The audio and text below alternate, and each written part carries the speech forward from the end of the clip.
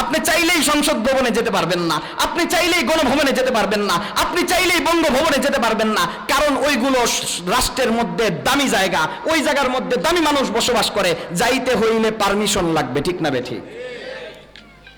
জান্নাতে যাওয়ার জন্য পারমিশন লাগবে, সেই পারমিশন স্বয়ং রব্বুল আলামিন দিবেন, স্বয়ং রব্বুল আলামিন দিবেন। এই জন্য আল্লাহ তাআলা যে কেউ চাইলেই জান্নাতে আসতে পারে না, এন্টি রেস্ট্রিক্টেড। আল্লাহ তাআলা যাকে জান্নাতের বাগানের জন্য মনোনীত করবেন সেই জান্নাতের বাগানে আসবে, যারে আল্লাহ তাআলা টিকেট দিবে না, যাকে পারমিশন দিবে না, সেই জান্নাতের বাগানে আসতে পারবে না। এটার প্রমাণ হইল আজকের মাহফিলের পরে আপনারা হিসাব মিলিয়ে নেবেন, বহু লোক পাবেন যারা দূর দূরাজ থেকে অটো ভাড়া করে, গাড়ি ভাড়া দিয়া, পকেটের পয়সা খরচ কইরা, নিজের মূল্যবান সময় ব্যয় কইরা এই মাহফিলের মধ্যে আসছে। আগামীকালকে সকালে উঠে শুনবেন মাহফিলের দুয়ারে থাইকাও বহু লোক মাহফিলে আসতে পারে না। কথা কয় না? কি প্রমাণ করে? আল্লাহ যাকে অনুমতি দিবে সেই মাহফিলে আসতে পারবে, ঠিক না বেঠিক? তাইলে এতক্ষণ যারা আমরা এখানে উপস্থিত হইছি আর যারা আমরা আসতেছি, এটুক তো নিশ্চিত আল্লাহর বাছাই করা মনোনয়নের তালিকায় আমরা আছি। কথা কয় না? আপনাদের এলাকায় কিছুদিন আগে গাজীপুর সহ সারা বাংলাদেশের বিএনপির প্রার্থী ঘোষণা করছে না? কথা কয় না? আপনারা খবর পান নাই? তো যেই লিডার মনোনয়ন পাইছে তার খুশিটা কেমন? কথা কয় না? তো যদি সামান্য বাংলাদেশের একটা এখনো এমপি হয়ে সারে নাই, এমপি ইলেকশন করার জন্য মনোনয়ন পায়া যদি এত খুশি হয়, তাইলে আপনি আমি যারা জান্নাতের জন্য মনোনয়ন পায়া আল্লাহর দরবার থেকে বাছাইয়ের তালিকায় উত্তীর্ণ হয়ে আজকের ময়দানে উপস্থিত হয়েছি, তারা যদি তাদের চাইতে বেশি খুশি হয়ে থাকেন, তাহলে আওয়াজ দিয়ে আল্লাহকে রাজি খুশি করার জন্য জোরে সোরে আওয়াজ করে বলেন আলহামদুলিল্লাহ। আল্লাহ রাব্বুল আলামিন আমাদেরকে জান্নাতের বাগানে আনছে। আমরা সবাই আল্লাহর কাছে দামি পারসন। দামি জিনিসের কিন্তু প্রোটোকল থাকে। কথা কয় না? গার্ড থাকে না? বডিগার্ড থাকে কি থাকে না? আপনার এলাকায় সামান্য মেম্বারই ইলেকশন যে করবে, হেরে কিন্তু আগে পিছে 2-4 জন থাকে। কথা কয় না? আর যদি চেয়ারম্যান ইলেকশন করে, হের পিছনে আরেকটু বেশি থাকে। কথা কয় না? আর যদি এমপি ইলেকশন করে, হের পিছনে আরো বেশি, ঠিক না বেঠিক? আর যখন এমপি হয়ে দামি হয়ে যায়, তখন কিন্তু সামনে পিছে পুলিশের গাড়ি। কথা কয় না? আর যে এমপি থেকে মন্ত্রী হয়, হের প্রোটোকল আরো বেশি কি বেশি না? কথা কয় না? আর যদি প্রধানমন্ত্রী, রাষ্ট্রপতি আপনাদের এলাকায় আসে, তাইলে এর 7-10 দিন আগের থেকেই র্যাব, আর্মি, পুলিশ যেই জায়গার মধ্যে তিনি আসবেন ওই জায়গাতে কুত্তা দিয়ে চেক করায়। ঠিক না বেঠিক? বোমটোম আছে কিনা, তারপরে ওই জায়গার মধ্যে বাঁশ দিয়া টাওয়ার বানায়া বিভিন্ন উঁচা উঁচা বিল্ডিং এর ছাদের থেকে স্ট্যান্ড গান, মেশিন গান সোজা করে দাঁড় করায়া নিরাপত্তার চাদরে পুরা শহরকে আবৃত করে তারপরে তাকে প্রোটোকল দেওয়া হয়। ঠিক না বেঠিক? যদি দেশের সামান্য গুরুত্বপূর্ণ দামি পার্সনকে দেশের সেনাবাহিনী, র্যাব বাহিনী, পুলিশ বাহিনী প্রোটোকল দেয়, তাহলে আল্লাহর জান্নাতের বাগানে যারা উপস্থিত হয়েছে তাদের দাম কত? আল্লাহর রাসূল সাল্লাল্লাহু আলাইহি ওয়াসাল্লাম ঘোষণা করেন, জান্নাতের বাগানে যারা আল্লাহর আলোচনা শোনার জন্য, দ্বীনের আলোচনা শোনার জন্য একত্রিত হয়েছে, তাদের দাম এত বেশি দুনিয়ার কোনো মানুষ দিয়ে নয়, আল্লাহর নূরের তৈরি ফেরেশতাদেরকে দিয়ে জমিন থেকে আসমান পর্যন্ত আল্লাহ তাআলা প্রোটোকলের ব্যবস্থা করেন। ফেরেশতাদের প্রোটোকলের মধ্যে আছেন। খুশি না বেজার? খুশি না বেজার? যদি খুশি হয়ে থাকেন মনোযোগ দিয়ে কথা শুনেন। অল্প সময় কথা বলবো। কথা বলার জন্য ওয়াজের জাহাজ আপনাদের এই জায়গার মধ্যে রেডি আছে। উনি ইউটিউবার আসবেন, আপনাদেরকে ওয়াজ করবেন, আমি সংক্ষিপ্ত কিছু কথাবার্তা বলবো। আমাদের 1 নাম্বার পরিচয় হইল আমরা মুসলমান। কথা এখন সবাই কয় না? আমাদের 1 নাম্বার পরিচয় হলো আমরা মুসলমান। আমাদের সবচাইতে বড় পরিচয় হলো আমরা মুসলমান। কথা কয় না? এই পরিচয় সবার আগে, এরপরে কারো পরিচয় থাকতে পারে আমি বিএনপি করি, আমি আওয়ামী লীগ করি, আমি জাতীয় পার্টি করি, আমি এনসিপি করি, আমি অমুক দল করি, আমি তমুক দল করি। ঠিক না বেঠিক? সর্বপ্রথম পরিচয় আমি একজন মুসলমান। দ্বিতীয় নাম্বার পরিচয় আমি বাংলাদেশি। তারপরে তৃতীয় নম্বরে যে আমার দলের পরিচয়, তারপরে চতুর্থ, পঞ্চম নম্বরে গিয়া আমার যার যার ব্যক্তিগত বিভিন্ন ধরনের পরিচয় আছে। ঠিক না বেঠিক? আমি একজন মুসলমান, আমার আপনার ধর্ম ইসলাম। ইসলাম আমাদের কাছে অনেক দামি। কথা বলেন? ইসলাম আমাদের কাছে অনেক দামি, কারণ ইসলাম, আমরা যে মুসলমান, আমাদের ধর্ম ইসলাম, এর দূরে আমরা খুশি না? কথা কয় না খুশি না? কারণ আপনাদেরকে আরেকটু সুসংবাদ শোনাই, আমাদের ধর্ম ইসলাম, জান্নাতে যারা যাবে জান্নাতীদের ধর্ম ইসলাম। কথা কয় না? মুসলমান ছাড়া কেউ জান্নাতে যাবে? তাহলে জান্নাতীদের ধর্ম ইসলাম, এটা শুনে আপনি খুশি হয়েছেন না? এখন আরেকটু খুশি হন, শুধু জান্নাতীদের না, জান্নাতের হুর গিলমানদের ধর্ম ইসলাম। কথা কয় না? শুধু তাই নয়, আল্লাহর নূরের তৈরি ফেরেশতাদের ধর্ম ইসলাম। খুশি হয়েছেন? খুশি হয়েছেন? তাহলে আওয়াজ করে বলেন, আমাদের নবী বিশ্ব নবী মুহাম্মদুর রাসূলুল্লাহ শুধু নয়, আল্লাহ তাআলা আদম আলাইহিস সালাতু ওয়াস সালাম থেকে নিয়ে মুহাম্মদুর রাসূলুল্লাহ পর্যন্ত যতগুলা নবী রাসূলদেরকে আল্লাহ তাআলা প্রেরণ করেছেন, ১৬ লক্ষ নবীর প্রত্যেক নবীর ধর্ম হলো ইসলাম। খুশি না বেজার? খুশি না বেজার? এখানে এর চাইতে বড় একটা খুশির সংবাদ কইতাম নি? কথা কয় না কইতাম নি? শুধু এতটুকুই না, এর চাইতে বড় খুশির সংবাদ হইল, শুধু ফেরেশতাদের ধর্ম নয়, শুধু নবী রাসূলদের ধর্ম নয়, শুধু হুর গিলমানের ধর্ম নয়, শুধু জান্নাতীদের ধর্ম নয়, স্বয়ং রব্বুল আলামিন, যিনি সারা জাহানের সৃষ্টিকর্তা, যিনি সবার স্রষ্টা, তার কাছে পছন্দের ধর্ম হইল ইসলাম। খুশি না বেজার? খুশি না বেজার? কোরআনে কারীমের মধ্যে আল্লাহ তাআলা স্পষ্ট ঘোষণা দেন, ইন্নাদ-দীনা ইনদাল্লাহিল ইসলাম। আল্লাহ তাআলা কয়, আল্লাহর কাছে পছন্দের ধর্ম হইল ইসলাম। আল্লাহ ইসলাম সাপোর্ট করে। আল্লাহ কোন ধর্ম সাপোর্ট করে? কথা কয় না? কোন ধর্ম সাপোর্ট করে? তাইলে আমরা যে মুসলমান, আমাদের ধর্ম ইসলাম, আমরা খুশি না বেজার? খুশি না বেজার? কারণ আল্লাহ যেই ধর্ম সাপোর্ট করে, ফেরেশতারা যেই ধর্ম লালন করে, হুর গিলমান যেই ধর্ম লালন করে, জান্নাতীরা যেই ধর্ম লালন করে, এই ধর্মটার দাম কম না বেশি? কথা কয় না? কম না বেশি? অনেক বেশি, অনেক বেশি। কেমন বেশি? দামি জিনিস যেখানে থাকে, দামি জিনিসের কিন্তু সিকিউরিটি থাকে। কথা কয় না? নর্মাল জিনিসকে কেউ তালা দিয়ে রাখে? কথা কয় না? জিনিসটা যত দামি হয়, ওই জিনিসটার সিকিউরিটি, ওই জিনিসটার নিরাপত্তা, ওই জিনিসটার প্রোটোকল তত মজবুত হয়, তত শক্তিশালী হয়। ঠিক না বেঠিক? আপনার এলাকার নর্মাল বাসাবাড়ির দারোয়ান আর ব্যাংকের সিকিউরিটি কি এক সমান? পাওয়ার কি এক সমান? যন্ত্রটা কি এক সমান? কথা কন না দি? জিনিসটা যত দামি, ওই জিনিসের পাহারাদার তত দামি। ঠিক না বেঠিক? ওই জিনিসের পাহারাদার তত মজবুত। ঠিক না বেঠিক? ওই জিনিসের নিরাপত্তা তত কঠিন, তত শক্ত। ঠিক না বেঠিক? তো ইসলাম আমাদের ধর্ম, এই ধর্মের দাম কত বেশি এটা বুঝতে হইলে আগে সিকিউরিটিটা দেখেন, আন্দাজ করতে পারবেন যে এটার দামটা কত বেশি। সিকিউরিটিটা দেখেন। ইসলামের পাহারাদারির জন্য, আল্লাহর দ্বীন ইসলামকে পৃথিবীর বুকে প্রতিষ্ঠিত করে, সেই ইসলামকে হেফাজত করার জন্য, ইসলামকে রক্ষণাবেক্ষণ করার জন্য, ইসলামকে মজবুতির সাথে আঁকড়ে ধরার জন্য, এবং ইসলাম থেকে কেউ যেন কোনো কিছু চুরি করতে না পারে, ইসলাম থেকে কেউ যেন কোনো কিছু নষ্ট করতে না পারে, সেটার পাহারাদারির জন্য আল্লাহ তাআলা পৃথিবীর সুলগ্ন থেকে পৃথিবীর সবচাইতে দামি মানুষ নবী রাসূলদেরকে নিযুক্ত করেছেন। ইসলামের পাহারাদারি কে করছে? কথা কয় না? কে করছে? আদম আলাইহিস সালাতু ওয়াস সালাম থেকে নিয়ে ঈসা আলাইহিস সালাতু ওয়াস সালাম পর্যন্ত, সর্বশেষ মুহাম্মদুর রাসূলুল্লাহ সাল্লাল্লাহু আলাইহি ওয়াসাল্লাম পর্যন্ত এই ইসলামের পাহারাদারি করেছেন, এই ইসলামের হেফাজত করেছেন, এই ইসলামের রক্ষণাবেক্ষণ করেছেন। আমি জিজ্ঞেস করতে চাই, পৃথিবীর সমস্ত মানুষ এক পাল্লায়, আল্লাহর নবীরা আর এক পাল্লায়, কাদের পাল্লাটা ভারী? কথা কয় না? কাদের পাল্লা ভারী? পৃথিবীর সব মানুষের সম্মান একত্রিত করলে একজন নবীর সম্মানের সমান হবে? কথা কয় না? সমান হবে? তাইলে নবীদেরকে দিয়ে যেই ইসলামের পাহারাদারি আল্লাহ করাইছে, ইসলামের দামটা কেমন? কথা কয় না দেখি? কথা কয় না দেখি? এই ইসলাম আমরা লালন করি। ভালো করে বুঝেন, ভালো করে বুঝেন। আল্লাহ তাআলা আদম আলাইহিস সালাতু ওয়াস সালাম থেকে নিয়ে মুহাম্মদুর রাসূলুল্লাহ পর্যন্ত প্রত্যেকটা নবীকে দিয়ে আল্লাহ তাআলা ইসলামের পাহারাদারি করেছেন।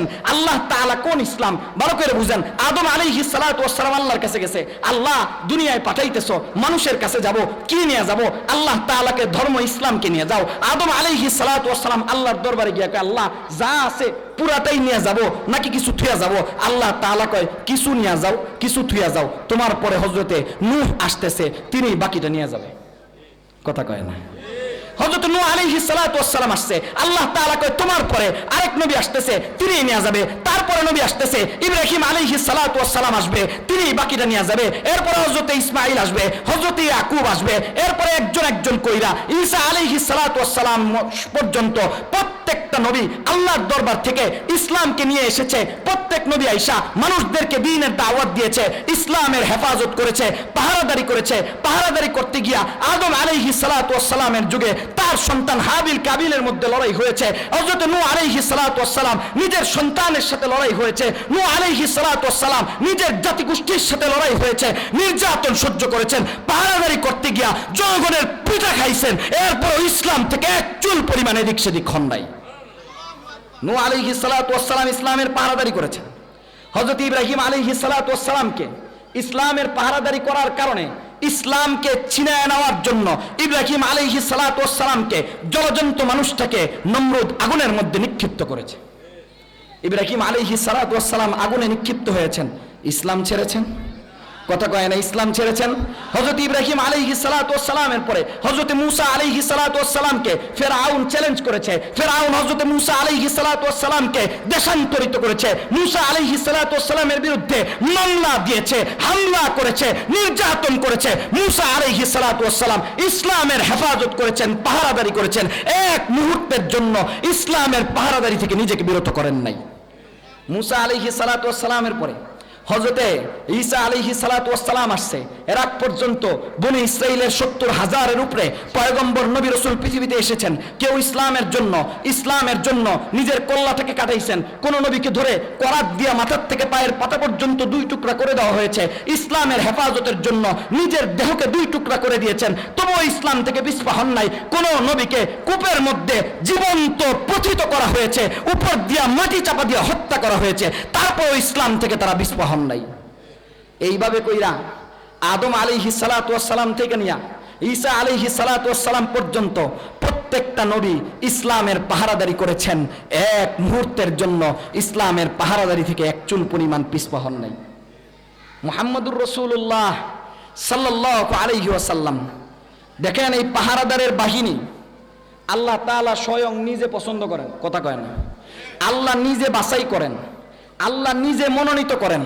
এটা আমার কথা না, কোরআনে কারীমের মধ্যে আল্লাহ তাআলা নিজেই ঘোষণা করতেছেন, ওয়াকুল্লান হাদাইনা ওয়াজতাবাইনা, প্রত্যেকটা নবীকে আমি আল্লাহ নিজে যুগের সমস্ত মানুষের মধ্য থেকে বাছাই করে নির্বাচিত করে তাদেরকে নবুয়তির পাহারাদারির জন্য, ইসলামের পাহারাদারির জন্য, আল্লাহর দ্বীনের হেফাজতের জন্য মনোনীত করেছি। কেন? এর কারণ হইল, যদি কোনো বাড়ির মধ্যে চুরি ডাকাতি হয়, পরের দিন কিন্তু বিভিন্ন লোকজন সমবেদনা জানানোর জন্য ওই বাড়ির মধ্যে যায় না। যাইলে পরে আলোচনাটা কি হয়, মালিক রে যায় কয়, কি ও ভাই কেমনে চুরিটা হইল? কয় যে আরে তালাটা ভাঙ্গা ভিতরে ঢুকে গেছে। সাথে সাথে কিন্তু লোকজন কয়, কি মন তালা লাগাইছো, ভাঙ্গা চোর ঢুকে গেছে। কথা কয় না, বলে কি বলে না, বলে কি বলে না। তালাটা যদি দুর্বল হয়, তালাটা যদি পছন্দের না হয়, তালাটা যদি মজবুত না হয়, তালাটা যদি পরীক্ষিত না হয়, তাহলে আঙ্গুল যে তালাকে লাগাইছে, যে তালাকে ওই জায়গার মধ্যে নির্বাচন করছে, তার উপর ওঠে। যদি ইসলামের কোনো ক্ষতি হয়, তাহলে কোনো উম্মত হয়তো, কোনো বান্দা হয়তো আঙ্গুল আল্লাহর উপরে উঠাইতে পারে, ও আল্লাহ তুমি কেমন পাহারাদার নিযুক্ত করলা, তাদের উপস্থিতিতে ইসলামের ক্ষতি হয়ে গেল। ঠিক না বেঠিক? এই জন্য আল্লাহ তাআলা নিজে চয়ন করে বাছাই করে এই পাহারাদার নিযুক্ত করছেন। কোরআনে কারীমে আল্লাহ কয়, ওয়াকুল্লান হাদাইনা ওয়াজতাবাইনা, প্রত্যেককে আমি আল্লাহ নিজে মনোনীত করেছি। শুধু তাই নয়, মুহাম্মদুর রাসূলুল্লাহ সাল্লাল্লাহু আলাইহি ওয়াসাল্লাম পৃথিবীর বুকে শেষ নবী হিসেবে আগমন করেছেন। এখন ঠিক যারা না কইব বেজাল আছে, কিন্তু মুহাম্মদুর রাসূলুল্লাহ শেষ নবী। মুহাম্মদুর রাসূলুল্লাহ, আওয়াজ করে বলেন, আওয়াজ করে বলেন, মুহাম্মদুর রাসূলুল্লাহ শেষ নবী। তারপরে কিয়ামত পর্যন্ত কোন নবী পৃথিবীর মধ্যে আগমন করবে না। মুহাম্মদুর রাসূলুল্লাহ সাল্লাল্লাহু আলাইহি ওয়াসাল্লাম শেষ নবী। এই জন্য তিনি যখন আল্লাহর দরবারে গেছে, আল্লাহ ইসলাম নিয়ে যাব, যে দরবারে যা আছে তা সব নিয়ে যাব, নাকি আগে যারা নিছিল কিছু থুইয়া গেছিল আমিও কিছু থুইয়া যাব? আল্লাহ তাআলা ডাক দিয়া কয় আপনি থুয়ে যাবেন কাল লাইগা। অন্যান্য নবীরা আসছে নিতে গেছে, আমি কইছি পরে আরেকজন আইব, সে বাকিটা নিয়ে যাইব। আপনি আসছেন, আপনার পরে নেওয়ার মতন আর কেউ আসবে না, আপনি শেষ নবী। এই জন্য দরবারে দিন যা আছে, ইসলাম যা আছে, নিয়ামত যা আছে, কুদরত যা আছে, সবটা আপনি সাথে নিয়ে যান, আপনার পরে নেওয়ার জন্য কেউ নাই। সুবহানাল্লাহ, সুবহানাল্লাহ। আমরা সেই বিশ্ব নবী মুহাম্মদুর রাসূলুল্লাহর উম্মত। মুহাম্মদুর রাসূলুল্লাহকে আল্লাহ তাআলা দিন কমপ্লিট করে দিয়েছেন। এই কথাটা কোরআনে কারীমের মধ্যে আল্লাহ তাআলা কয়, আল ইয়াউমা আকমালতু লাকুম দীনাকুম ওয়া আতমামতু আলাইকুম নিয়ামতি। ও নবী, আপনার জন্য দিনকে আমি কমপ্লিট করে দিয়েছি, কারণ আপনার পরে দিন কমপ্লিট করার জন্য পৃথিবীর জমিনের মধ্যে আর কোনো নবীর আগমন হবে না। বিশ্বনবী মুহাম্মদুর রাসূলুল্লাহ শেষ নবী, এই কথাটার মধ্যে কেউ যদি সন্দেহ করে ঈমান থাকবে? কথা আওয়াজ করে বলেন, ঈমান থাকবে? আচ্ছা, কেউ যদি সন্দেহ করে না কিন্তু আরেকজন সন্দেহ করে, তারে সাপোর্ট করে, ঈমান থাকবে? কথা কয় না, ঈমান থাকবে। সন্দেহ করলেই ঈমান থাকে না। কাদিয়ানি মির্জা গোলাম আহমদ কাদিয়ানি নিজে নিজের শেষ নবী দাবি করছে, ঈমান আছে না নাই? কথা কয় না, কাফের। কাদিয়ানি কাদিয়ানি কাদিয়ানি কাদিয়ানি সেই কাফেরদের যারা অনুসরণ করে তারাও, আওয়াজ করে বলেন, তারাও। সেই অনুসারীদেরকে যারা সাপোর্ট করে তারাও, সেই অনুসারীদের পক্ষ যারা অবলম্বন করে তারাও। আমাদের স্পষ্ট কথা, কাদিয়ানি অমুসলিম, কাদিয়ানিরা ইসলামের দুশমন, কাদিয়ানিরা নবীর দুশমন। এই জমিনের মধ্যে নবীর দুশমন জিন্দা থাকবে, আমরাও জিন্দা থাকবো, কোশ্চিন কালেও হবে না, কোশ্চিন কালেও হবে না, ঠিক না বেঠে? সুতরাং আমাদের স্পষ্ট কথা, কাদিয়ানি অমুসলিম, এই কথা আপনারা মানলেও তারা অমুসলিম, মানলেও তারা কাফের, না মানলেও তারা কাফের, ঠিক না বেঠে? এরা কাফের হওয়ার জন্য কি ডাক্তার ইউনূস ফতোয়া দেওয়া লাগবে? কথা কয় না। এরা কাফের হওয়ার জন্য কোন মোল্লা মৌলবী ফতোয়া দেওয়া লাগবে না, ডাক্তার ইউনূসের ফতোয়া দেওয়া লাগবে না, শেখ হাসিনার ফতোয়া দেওয়া লাগবে না, খালেদা জিয়ার ফতোয়া দেওয়া লাগবে না, কোন নেতা নেত্রীর ফতোয়া দেওয়া লাগবে না, কোন বিশ্ব লিডারের ফতোয়া দেওয়া লাগবে না।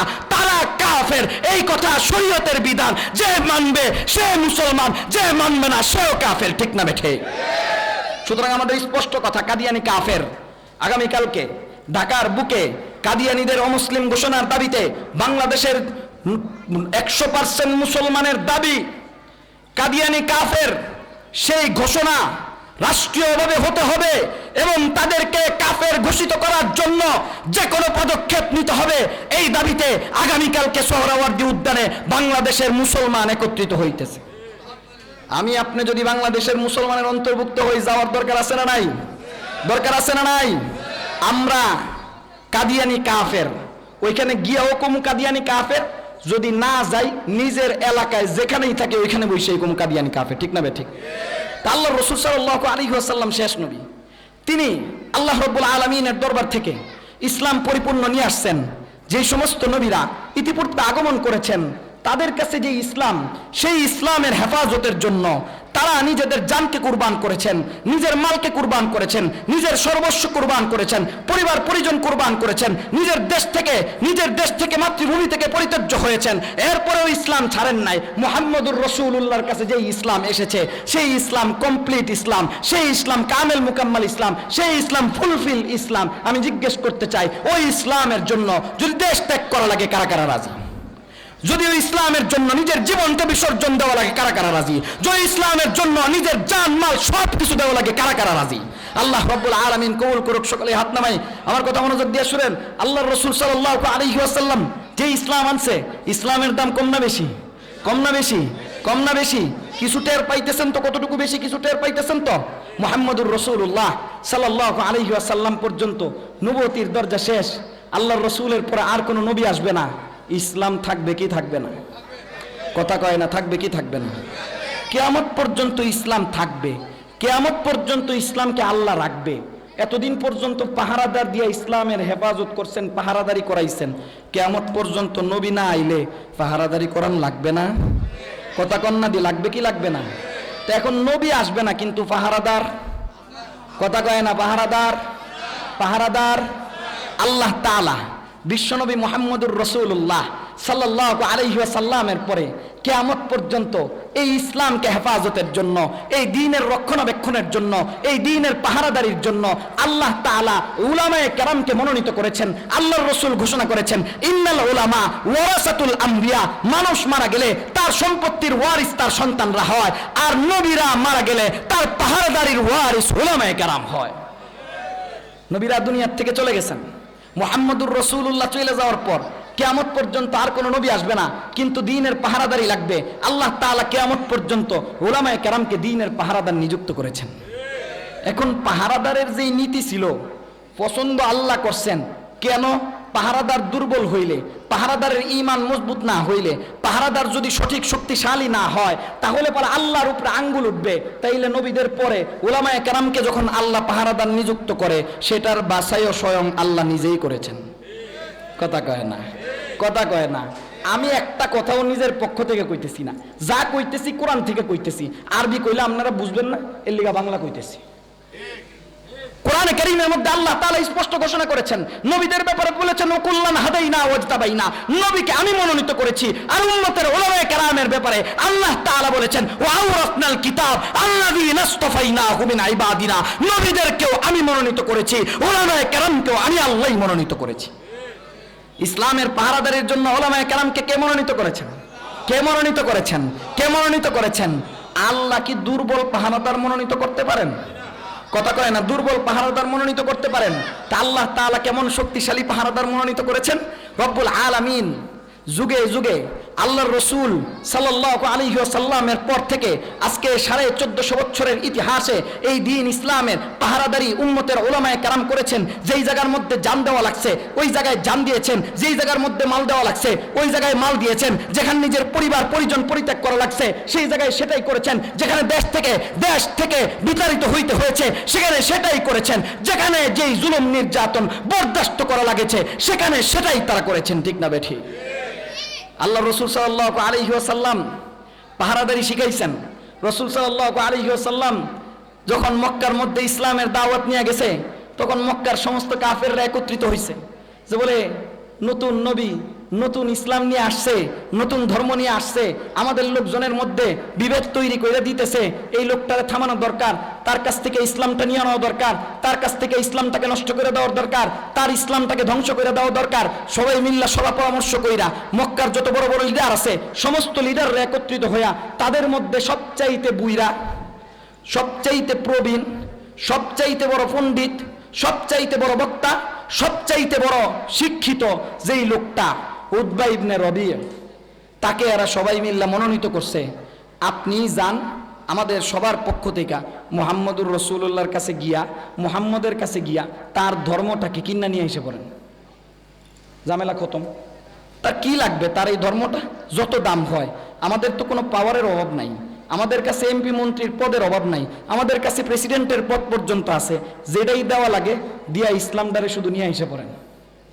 মুহাম্মদুর রাসূলুল্লাহ সাল্লাল্লাহু আলাইহি ওয়াসাল্লামের দরবারে উতবা ইবনে রবি যায় আল্লাহর রাসূলকে ডাক দিয়া কয়, ও ভাতিজা, এতিম সন্তান, দাদা মারা গেছে, এর আগে জন্মের আগেই বাপ মারা গেছে, জন্মের পরে মা মারা গেছে, দাদা লালন পালন করতো তিনিও গেছে গা, চাচা লালন পালন করতো তিনিও গেছে গা, এখন তোমার কেউ নাই, আমরাই তোমার সব কিছু। সুতরাং কথা যে দেখো স্পষ্ট ভালো করে শুনো, আমরা তোমাকে যা লাগবে তাই দিতে প্রস্তুত, ইসলামটাকে ছাইরা দিতে হবে।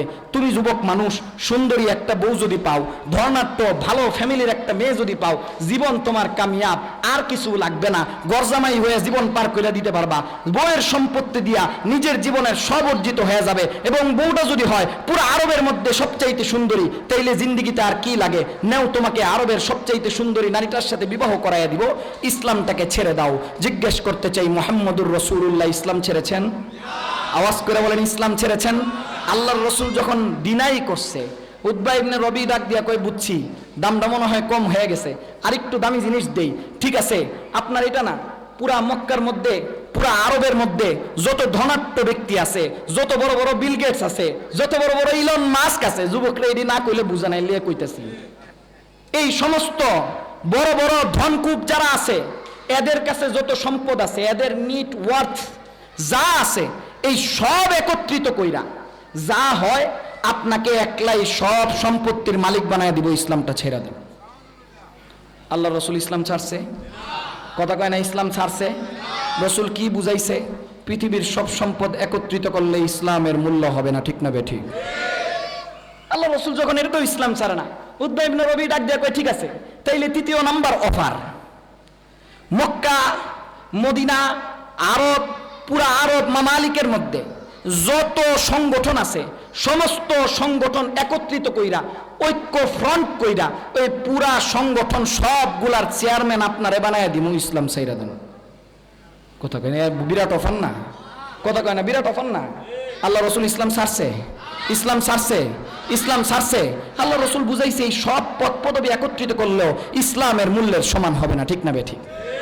আল্লাহ রসুল সাল্লাল্লাহু আলাইহি ওয়াসাল্লামের কাছে এই অফার যখন ডিনাই হয়েছে, তখন চতুর্থ নম্বরে অফার কয়, ঠিক আছে বুঝছি এগুলো কোনো কিছুতে কাজ হবে না, আচ্ছা ঠিক আছে যান, আমরা আমাদের সবার ক্ষমতা সব কিছু আমরা ত্যাগ কইরা পুরা আরব মামালিক সবগুলার আপনাকে একচ্ছত্র প্রেসিডেন্ট বানায়া দিব, রাষ্ট্রপতি বানায়া দিব।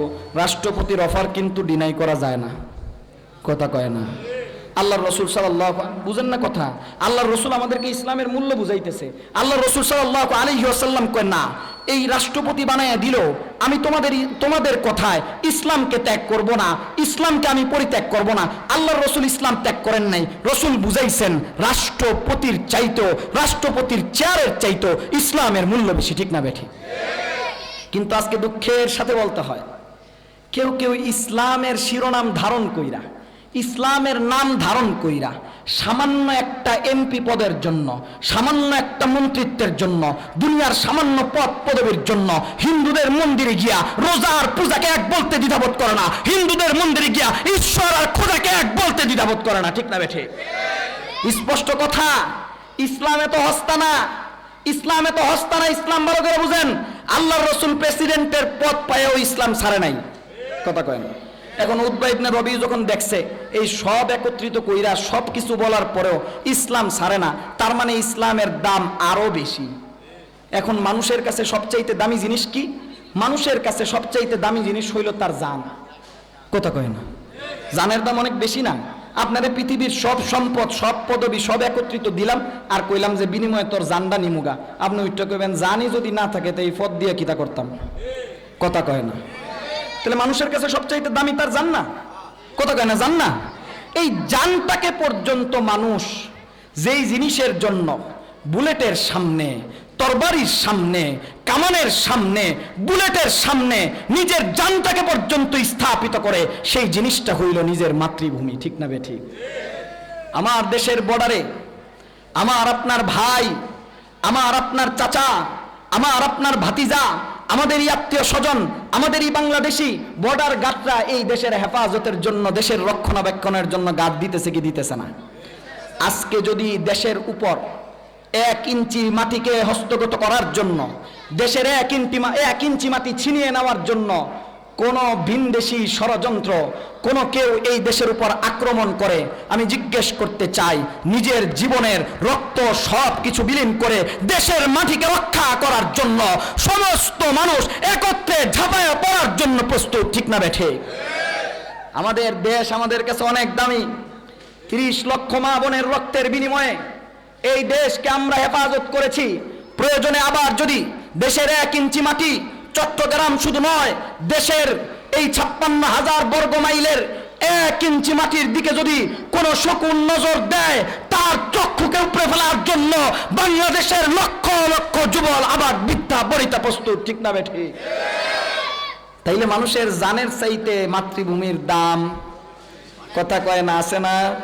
দাম অনেক বেশি না? মানুষের কাছে মাতৃভূমির দাম অনেক বেশি।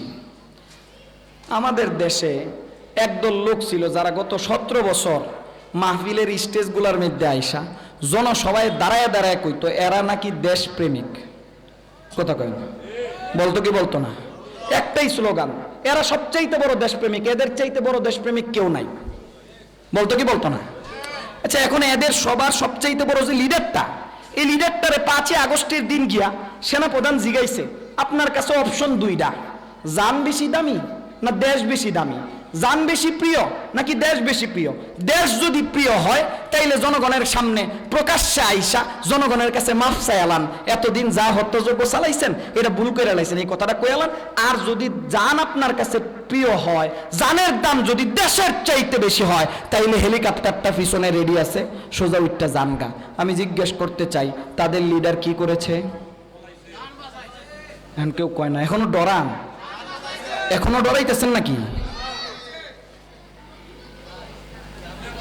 যারা স্লোগান দিয়েছিল দেশ থেকে পালাবে না, যারা কথায় কথায় পালাবো না বলতো, যারা নিজেদেরকে সবচাইতে বড় দেশপ্রেমিক দাবি কইরা দুর্নীতি কইরা জনগণের কোটি কোটি টাকা লুণ্ঠন করেছে, ওই সমস্ত দেশপ্রেমিকদের সামনে যখন দেশ না জান অপশন আসছে, জান নিয়ে পালাইছে, দেশের তোয়াক্কা এক বিন্দু পরিমাণ করে নাই। আজকেও তাদের দেশের কোনো তোয়াক্কা নাই।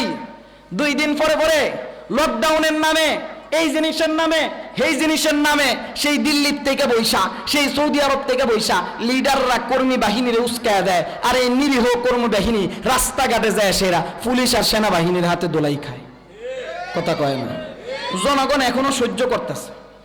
ঠিক আছে, পুলিশ আর সেনাবাহিনী দৌড়ানি দেখ, যদি বেশি বাড়ে কেউ ঘরে বসে থাকবে? কেউ ঘরে বসে থাকবে? এই স্বৈরাচার যারা উলামায়ে কেরামকে নির্যাতন করেছে, যারা বছরের পর বছর উলামায়ে কেরামকে কারারুদ্ধ করে রেখেছে, যারা নিরীহ মানুষদেরকে গুম করেছে, খুন করেছে, হত্যা করেছে, দেশের সম্পদ লুণ্ঠন করেছে, এই জাতীয় স্বৈরাচারকে বাংলার জনগণ কোশ্চিনকালে আর কোনোদিন বাংলাদেশে দেখতে চায় না। সুতরাং স্পষ্ট কথা, এই সমস্ত কারসাজি কইরা নিজের জান হেফাজত কইরা কর্মীদের জানকে খতরার মধ্যে ফেলানো, এটা কোনো বুদ্ধিমান লিডারের কাজ না। যেখানে আছেন নিরাপদ আছেন, চুপচাপ থাকেন, আল্লাহ বিল্লাহ করার সময় পাইছেন, আল্লাহ আল্লাহ করতে করতে কবরে যান। ঠিক কথা না? ভালো পরামর্শ দিছি না? আল্লাহর রাসূল সাল্লাল্লাহু আলাইহি ওয়াসাল্লামকে যখন দেখছে কোনো অফারে কোনো কাজ হয় না, তখন রাসূল আকরাম সাল্লাল্লাহু আলাইহি ওয়াসাল্লামের কাছে মাতৃভূমি অনেক প্রিয়। সেই মাতৃভূমি আল্লাহর রাসূল সাল্লাল্লাহু আলাইহি ওয়াসাল্লামের কাছ থেকে ছিনিয়ে নেওয়ার জন্য রাসূলকে অপশন দিয়েছে, আপনার কাছে ইসলাম দামি না মাতৃভূমি দামি? ইসলাম দামি না মাতৃভূমি দামি? যদি মাতৃভূমি দামি হয়ে থাকে ইসলামটা ছাইরা দেন, মক্কার মধ্যে থাকেন। আর যদি ইসলাম দামি হয়ে থাকে মাতৃভূমি ছাইরা দেন, মক্কার থেকে বের হয়ে যান। আমি জিজ্ঞেস করতে চাই, আল্লাহর রাসূল মাতৃভূমি ছেড়েছেন, ইসলামকে আঁকড়ে ধরেছেন। আল্লাহর রাসূল সাল্লাল্লাহু আলাইহি ওয়াসাল্লামের কাছে মাতৃভূমির চাইতে ইসলামের দাম বেশি ছিল, ঠিক না বেঠিক? আল্লাহর রাসূল সাল্লাল্লাহু আলাইহি ওয়াসাল্লাম মক্কার থেকে হিজরত করে মদিনায় চলে গিয়েছেন, তবু ইসলামকে ছাড়ে নাই। স্পষ্ট কথা, আমার আপনার কাছে জানের চাইতে দেশের দাম বেশি, কিন্তু আমাদের কাছে দেশের চাইতে ইসলামের দাম বেশি। আওয়াজ দিয়ে বলেন ঠিক না বেঠে? সুতরাং যদি দেশের জন্য, দেশের 1 ইঞ্চি মাটির জন্য নিজের বুকের তাজা রক্ত ঢালতে দ্বিধাবোধ না করি, আমি জিজ্ঞেস করতে চাই, যদি ইসলামের জন্য আবার ডাক আসে, যার যা কিছু আছে সব নিয়ে নিজের বুকের তাজা রক্ত ঢালার জন্য কারা কারা প্রস্তুত? কারা কারা প্রস্তুত? আল্লাহ রাব্বুল আলামিন কবুল করুক, সকলেই বলে আমিন। আল্লাহ রাসূল সাল্লাল্লাহু আলাইহি ওয়াসাল্লাম হিজরত করে মদিনায় চলে গেছেন, মাতৃভূমি ত্যাগ করেছেন, তবেও ইসলামকে ছাড়েন নাই। রাসূল মেসেজ দিয়েছেন, ইসলামের দাম সব কিছুর চাইতে বেশি, ঠিক না বেশি? আল্লাহ রাসূল সাল্লাল্লাহু আলাইহি ওয়াসাল্লাম ইসলামের দাম বুঝাইছেন। রাসূল পাহারাদারি কইরা, ইসলামকে হেফাজত কইরা সাহাবায়ে কেরামের কাছে ইসলাম দিয়ে গেছেন। সাহাবায়ে কেরাম থেকে নিয়া আজকে 1450 বছর পর্যন্ত, আজকের দিন পর্যন্ত ইসলাম আছে না নাই? আছে না নাই? ইসলাম যে আছে এটাই প্রমাণ করে পাহারাদারও, কথা দি কয় না, পাহারাদারও ইসলাম যেহেতু আছে তার মানে পাহারাদারও আছে। পাহারাদার যদি না থাকতো এত দামি জিনিস কেউ রাখে? কথা কোন না দি? আপনাদের এলাকায় কোনো দোকানে যদি মাল না থাকে, ওই দোকানের দিকে চোরের কোনো নজর আছে? আজ পর্যন্ত কোনোদিন পত্রিকার হেডলাইন শুনছেন যে অমুক কাপাসিয়া বাজারে 1500 খালি দোকান লুণ্ঠন করে কোটি কোটি টাকার হাওয়া চুরি করে চোররা নিয়ে গিয়েছে? এমন কোন সংবাদ শুনছেন আপনারা? খালি দোকানে কেউ চুরি করে? খালি দোকানের দিকে কারো কোনো নজর নাই। কিন্তু দোকানের মধ্যে যদি দামি মাল থাকে, চোরের নজর থাকে কি থাকে না? কথা কয় না, থাকে কি থাকে না?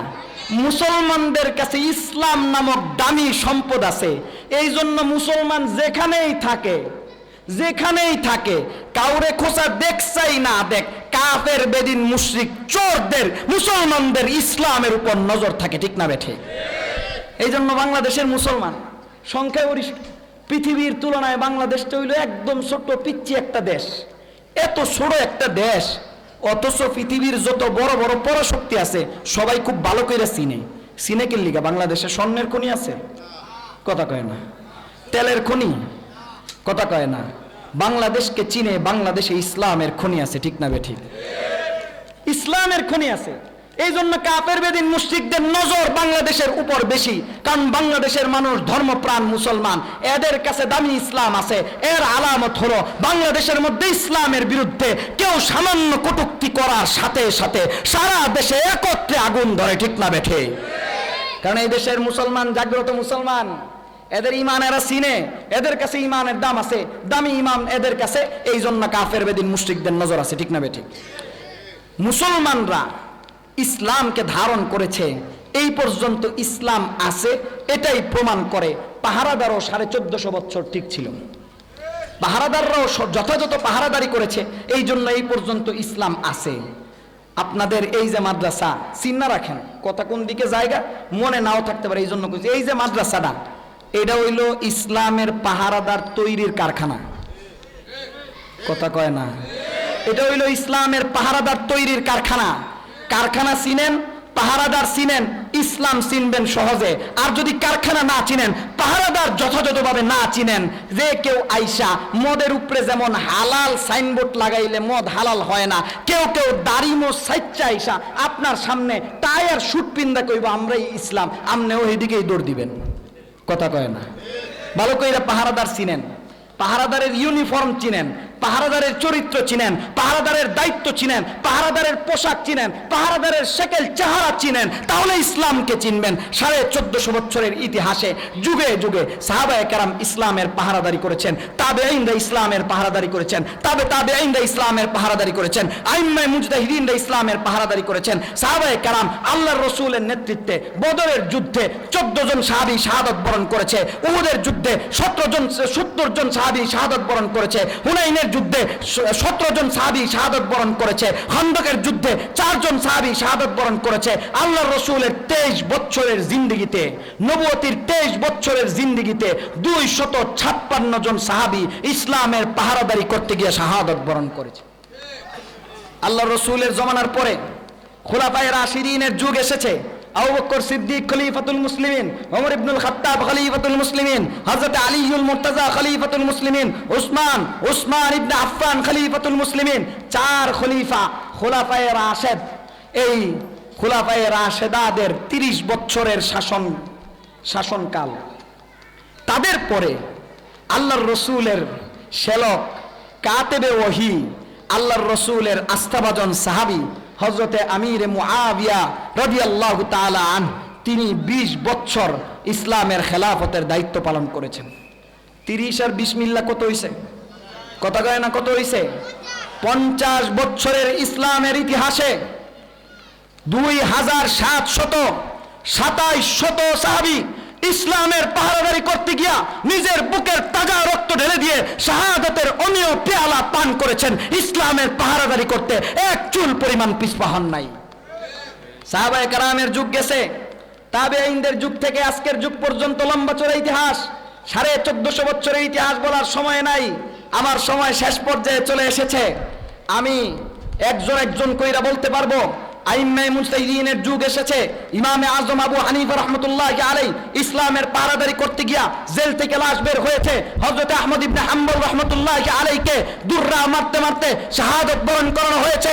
হযরত ইমাম মালিক রাহমাতুল্লাহি আলাইহিকে লাঞ্ছিত অপমানিত করে মদিনার রাস্তার মধ্যে ঘোরানো হয়েছে। হযরত ইমাম শাফিঈ রাহমাতুল্লাহি আলাইহিকে খারেজি ফতোয়া দিয়ে ইমাম শাফিঈর উপর নির্যাতন করা হয়েছে। এইভাবে প্রত্যেকটা উলামায়ে কেরামকে নির্যাতন ভোগ করতে হয়েছে, কিন্তু কোন যুগে উলামায়ে কেরাম নির্যাতন ভোগ করেছেন, কিন্তু ইসলামের পাহারাদারি করতে কোনো কমতি করেন নাই। প্রত্যেক যুগে উলামায়ে কেরাম ইসলামের পাহারাদারি করেছেন। আহা, আজকে তো কথায় কথায় প্রশ্ন করে, এই মাদ্রাসা জনগণরে কি দিছে? সংসদের মধ্যে দাঁড়ায়া এমপি মন্ত্রীরা প্রশ্ন করছে, এই দেশের কওমি মাদ্রাসা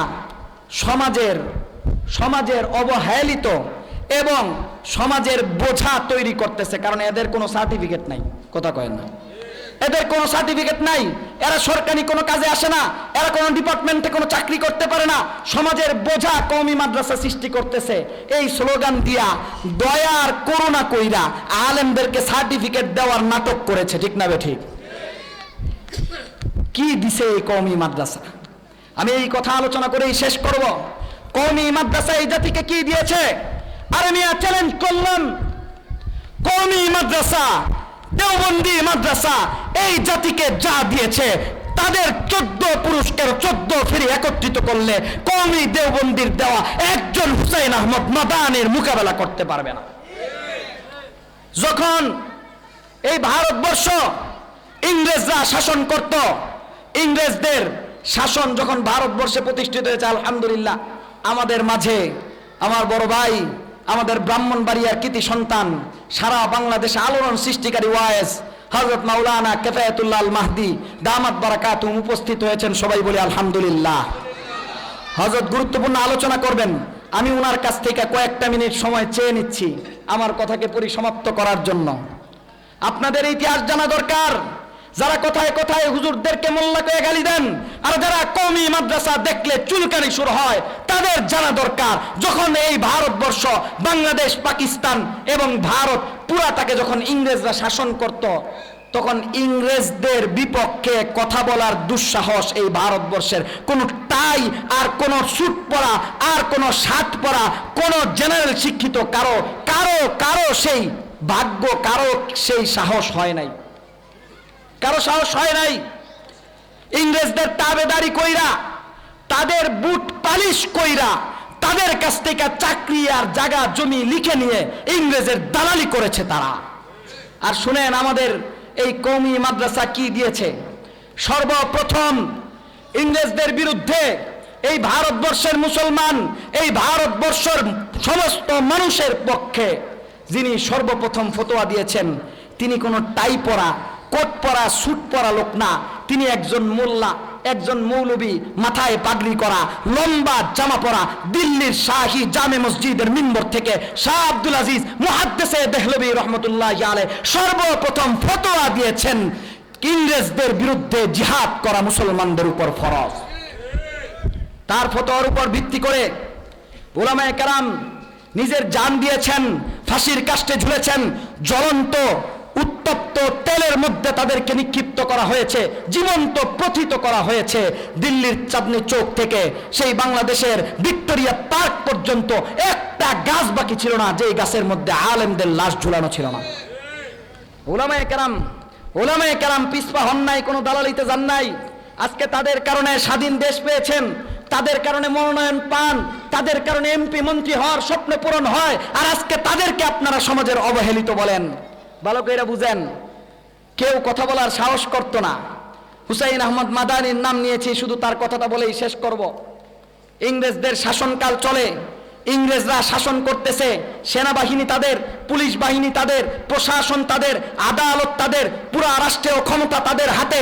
ওই সময় একজন দেওবন্দি কওমি মৌলবী হুসাইন আহমদ মাদানি ফতোয়া দিয়েছেন, ইংরেজের সেনাবাহিনীতে ভর্তি হওয়া মুসলমানদের জন্য হারাম। হুসাইন আহমদ মাদানি রহমতুল্লাহি আলাইহি এই ফতোয়া যখন দিছে, আজকে যদি বাংলাদেশের কোনো হুজুর ফতোয়া দেয় বাংলাদেশের সেনাবাহিনীতে মুসলমানদের ভর্তি হওয়া হারাম, রাষ্ট্রদ্রোহী মামলা হইতে এক মুহূর্ত দেরি হবে? কথা কন্যা দেরি হবে? সাথে সাথে তারে বিদ্রোহী বইলা, তাকে রাষ্ট্রদ্রোহী বইলা সাথে সাথে মামলা ঠুকা হবে। নিজের দেশকে যারা হেফাজত করে, যারা রক্ষণাবেক্ষণ করবে, তাদের বিরুদ্ধে কথা বলছে, তাদের বিরুদ্ধে ফতোয়া দিয়েছে, এই মৌলবী দেশ বিরোধী, এই মৌলবী রাষ্ট্র বিরোধী, তাকে এখনই রাষ্ট্র থেকে বের করে দিতে হবে, ফাঁসির কাস্টে ঝুলাইতে হবে, ঠিক না বে ঠিক? হুসাইন আহমদ মাদানি রহমতুল্লাহি আলাইহি ফতোয়া দেওয়ার পরে ইংরেজদের কোর্টের মধ্যে মামলা হয়েছে, হুসাইন আহমদ মাদানি রহমতুল্লাহি আলাইহিকে কোর্টের মধ্যে উঠানো হয়েছে। উঠানোর পরে ইংরেজ জজ হুসাইন আহমদ মাদানিকে জিজ্ঞেস করে, এ মৌলবী, আপনি নাকি ফতোয়া দিয়েছেন ইংরেজদের সেনাবাহিনীতে ভর্তি হওয়া মুসলমানদের জন্য হারাম? হুসাইন আহমদ মাদানি চোখগুলো বড় বড় করে ইংরেজ জজের দিকে তাকায় বলে, এই মিয়া ফতোয়া দিয়েছি কি, ফতোয়া দিয়েছি কি? আজকে যদি কাগজে লেখা থাকে ফতোয়া দিয়েছি, কেউ হয়তো বের হয়ে কইব আগে দিছিলাম, আদালতে আয়া আপনাদের ডরে ফতোয়া বদলে এলাইছি। কথা কয় না? হুসাইন আহমদ মাদানী বলে, শোনো, ফতোয়া দিয়েছি না, আদালতে দাঁড়িয়ে তোমার সামনে আবার ফতোয়া দিচ্ছি এবং এখান থেকে বের হয়েও ফতোয়া দিব ইংরেজের সেনাবাহিনীতে ভর্তি হওয়া মুসলমানদের জন্য হারাম। হুসাইন আহমদ মাদানী রহমতুল্লাহ আলাইহি যখন এই কথা বলছে, জজ কয় হুশ জ্ঞান ঠিক আছে, বুঝা কইতেছেন? এই কথার মানে কি বুঝেন? রাষ্ট্রদ্রোহী। এই কথার মানে হইল বিদ্রোহ করা। আপনার বিরুদ্ধে এখনই ফাঁসির রায় দিয়ে দিব, মৃত্যুদণ্ডের রায় দিয়ে দিব। মনে করছে এই কথা কইলে হুসাইন আহমদ মাদানী ডরে যাব। হুসাইন আহমদ মাদানী রহমতুল্লাহ আলাই সাথে সাথে বগলের নিচ থেকে কাফনের কাপড়টা বের করে জজের সামনে স্পষ্ট ভাষায় বলেছেন, তুমি ফাঁসির রায় দিবা, মৃত্যুদণ্ডের ঘোষণা দিবা, একথা জানি বিদায় দেওবন্দ থেকে নিজের কাফনের কাপড়টা সাথে নিয়ে এসেছি। দেখা একজন হুসাইন আহমদ মাদানী আতাউল্লাহ শাহ বুখারী রহমাতুল্লাহ আলাইহিকে আদালতের মধ্যে উপস্থিত করা হয়েছে। আদালতের মধ্যে আসার পর উনার বিরুদ্ধে অভিযোগ হইল, উনি গোলাম আহমদ কাদিয়ানি রে কইছে যে হেরে যদি আমি জিন্দা পাইতাম ডাইরেক্ট গলাটা দেহ থেকে আলাদা করে লাইতাম। আতাউল্লাহ শাহ বুখারী রহমতুল্লাহ আলাইহি এই কথা বলছেন। এই জন্য ইংরেজ যে হইল কাদিয়ানিদের প্রভু, কাদিয়ানিদের স্রষ্টা, কাদিয়ানি মতবাদকে যারা পয়সা দিয়ে সৃষ্টি করছে এদের নাম হইল ইংরেজ, ব্রিটিশ, খ্রিস্টানদের তৈরি কাদিয়ানি মতবাদ। তো কাদিয়ানিদের বিরুদ্ধে বলছে, তাদের খুব গায়ে লাগছে। জজ সাহেব হযরতে শাহ আতাউল্লাহ বুখারীর বিরুদ্ধে মামলা করছে, আদালতের মধ্যে তোলা হয়েছে। আদালতে আসার পর আতাউল্লাহ শাহ বুখারীর ডাক দিয়া কয়, এই মিয়া আপনি নাকি বলছেন কাদিয়ানি সেই মির্জা গোলাম আহমদ কাদিয়ানিরে পাইলে আপনি নাকি তারে কতল করতেন, আপনি এই কথা বলছেন? আতাউল্লাহ শাহ বুখারী বলে, কইছি মানে? কইছি মানে এখন তারা এখানে বলতেছি, যদি তারে আমি জিন্দা পাইতাম তার দেহ থেকে তার মুন্ডুটাকে আলাদা করে দিতাম, এক মুহূর্ত দেরি করতাম না। জজ ডাক দিয়া কয়, মিয়া কোথায় দাঁড়ায় কথা বলতেছেন, টের পাইতেছেন? টের পাইতেছেন? তখন আতাউল্লাহ শাহ বুখারী রহমতুল্লাহ আলাইহি যেই কথাটা বলছে, ও গাজীপুরের মানুষ, কাপাসিয়ার মানুষ, পাহারাদার চিনেন? চিনেন, পাহারাদার চিনেন? আমাদের পূর্বপুরুষ কারা ছিল চিনেন? চিনেন? আমরা কাদের কাছ থেকে পাহারাদারি শিখছি? আমাদেরকে ডর দেখান, চিনেন? আতাউল্লাহ শাহ বুখারী বলে, এই জজ, যদি আমার এই কথায় তোর কোনো সন্দেহ থাকে তাহলে তুই নবুয়তির দাবি কইরা দেখ, তুই নবুয়তির দাবি কইরা দেখ। গোলাম আহমদ কাদিয়ানি নবুয়তির দাবি করছে, বলছি তার গর্দানটা আলাদা কইরা দিব। তোর যদি সন্দেহ থাকে নবুয়তির দাবি কর, এই মুহূর্তে তোর গর্দানটাকে আলাদা করে দিব। সাথে সাথে ইংরেজ জজকে তিনি হুঙ্কার দিয়েছেন, জেল জুলুম খাটছেন, নির্যাতন সহ্য করেছেন, ইসলামের পাহারাদারি করতে এক পাও পরিমাণ পিছপা হন নাই। ঠিক না বে ঠিক? সেই উম্মতের ওলামায়ে কেরাম আকাবিরে দেওবন্দ জিন্দা আছে না নাই? আছে না নাই? তারা আজকের দিন পর্যন্ত 2021 সালে 2013 সালে আজকে দ্বিতীয় স্বাধীনতা, বাংলাদেশের দ্বিতীয় স্বাধীনতা হিসেবে যেই জুলাই গণ অভ্যুত্থানকে প্রকাশ করা হয়, স্পষ্ট ভাষায় বলতে চাই 2013 সালে যখন শাহবাগ চত্বরে সারা বাংলাদেশের লোকজনকে একত্রিত কইরা দেশ বিরোধী, ইসলাম বিরোধী ষড়যন্ত্র করা হচ্ছিল, কোন টাই স্যুট পরা লোক সেই দেশ বিরোধী ষড়যন্ত্রের বিরুদ্ধে মুখ খুলে নাই। সর্বপ্রথম হাটহাজারী মাদ্রাসার চেয়ার থেকে আমাদের কায়েদ, আমাদের মুর্শিদ আল্লামা শাহ আহমদ শফী রহমতুল্লাহ আলাইহির নেতৃত্বে এই দেশের দেওবন্দি কওমি উলামায়ে কেরাম আওয়াজ উঠিয়েছেন, শাপলা চত্বরে জীবন বিলীন করেছেন। পাহারাদারি করতে কোনো কমতি করেন নাই। 2021 সালে যখন দেশকে মূর্তি দিয়া স্বেচ্ছাচারিতা কইরা ভরাট করতেছিল, ওই সময়ও এই দেশের উলামায়ে কেরাম, খতিবে বাঙ্গাল আল্লামা জুনায়েদ আল হাবিব, আল্লামা মামুনুল হক সহ অসংখ্য উলামায়ে কেরাম কারাবরণ করেছেন, জুলুম নির্যাতন ভোগ করেছেন, কারাগারে পিষ্ট হয়েছেন, এরপরও ইসলামের পাহারাদারি করতে এক চুল পরিমাণ পিছপা হন নাই। আজকে ওই স্পষ্ট কথা, আজকে ফেসবুকের মধ্যে দেখলাম শাহবাগের মধ্যে নারী ও শিশু অধিকার নামে একটি কর্মসূচি ছিল।